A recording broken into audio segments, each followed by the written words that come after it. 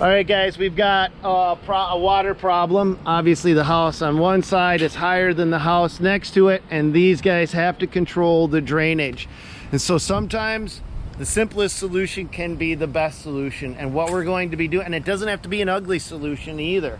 What we're going to be doing today is installing a dry creek bed. What the surface looks like is not nearly as important as what it looks like below the surface. So this grade that you see Zach working on, this is the key to success in an application like this. We've got to make sure that we get this surface contoured the right way so that it captures the water. Here, Zach, will you hold this, the camera for me for a minute? What we really want to do is we want to make sure that we get a good slope. Here's a couple of the critical things and the things to not do wrong, okay? One, we want to make sure that we get a nice belly or a slope so that the water comes away, goes down into the middle or the furthest point away from the house as possible without impeding or flooding the neighbors next door. Couple of the things that guys go wrong on this is instead of subtracting soil, they add soil. Now we have what's called a sill plate right here. Not sure we're going to be able to see it, but right about here should be a green treated plate, and that should rest on top of a CMU or concrete masonry wall. Now on this house there should be an 8-foot basement down below here, excuse me, then the sill plate, then the siding starts. If we raise the dirt up, what's going to happen, you can see it happening right now. This dirt right here, this is splash dirt, okay? And this is the last thing we want to do is raise this grade and having even more dirt and water splashing on the house, because what it does is it gets wet, it gets dry. It gets wet, it gets dry.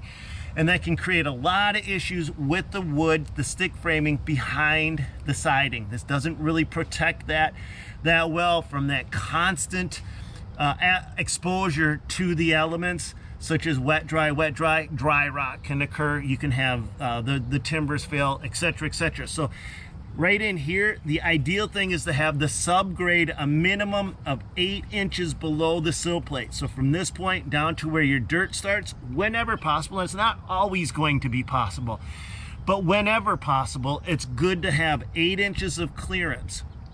And then we want to make sure that the subgrade angles away, it tapers up, and then we can put on top of that our dry creek bed or our decorative rock or what have you. It does not have to be ugly. It can be good looking. So that's the application that we're going to be doing, but we could also install a French drain in a situation like this. Hi. Hello. How are you? I'm good, thank you. I'm Stan, by the way. Lindsay. Nice to meet you, Lindsay. I'll be home all day if you need anything. Okay. You don't mind me recording what we're doing out here? I think that's really cool. Awesome. I'm just walking through some of the different options of what we can do. I think we're doing a dry creek bed for you, but we can also do a French drain system in an application like this. Yep, or we could do full-fledged foundation waterproofing. So I'm just kind of going through some of the different options, but I think we're going through the least intrusive option possible for you. Okay, yeah. So whatever it takes to get the water out of our basement. how bad is the water in your basement? Every time it rains. The next step is to replace that window, but it makes no sense to replace the window until the water has got somewhere to go. Right, exactly. So that's what we're going to be aiming to do right now. Well, let me know if you guys need anything. I'll be here. Okay, thank you. Thank you. All right, so we're just going to show you the process of what we're doing. Zach, where are you bringing this material? Just right behind the garage. They wanted it stacked or stockpiled back there, some of the extra dirt. Oh, they're saving it? Yeah, some of it. Okay. I think. So I don't know. That's what Alex told me. whenever we're determining our course of action, we've got to look at what are the grades, what will they allow us to do a regrading, and how extensive do we have to go. Lindsay's property here is the perfect scenario that if we wanted to take it to the next step and install a surface drain tile, we could, because we have a daylight situation right out the front yard. But sometimes budget constraints come into place, because then we're doing extra digging, we're bringing in extra material. It takes a little longer. Every situation is completely different and unique, and one of the things I want to caution you guys is for you guys to understand what your options are And the reason I say every situation is different and unique, sometimes if you're just grading, sometimes you got to grade so far to capture the grades to get the water to flow away that then becomes cost prohibitive over another option.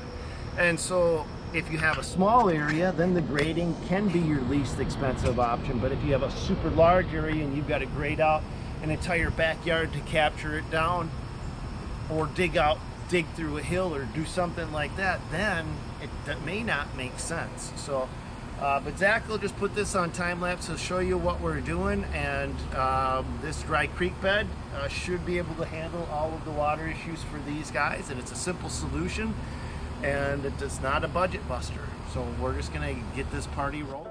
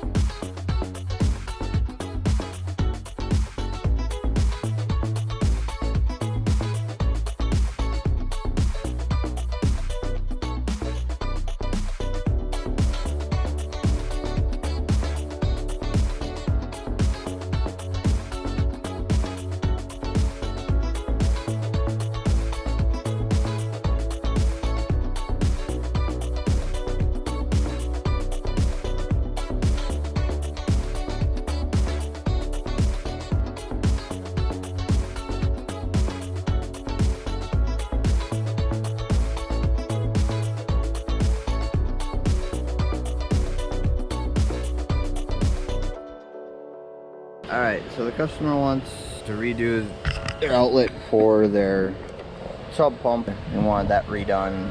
So we got to fill in some dirt into this big hole right here.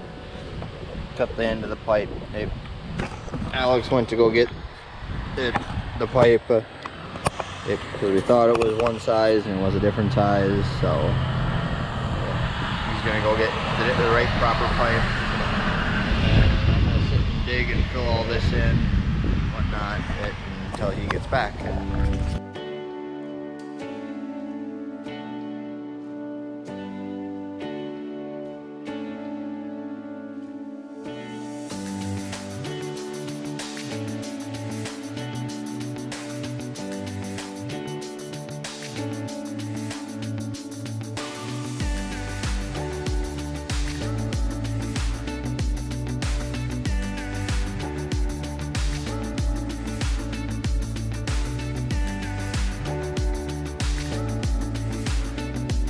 Alright, so we're wrapping up this job now.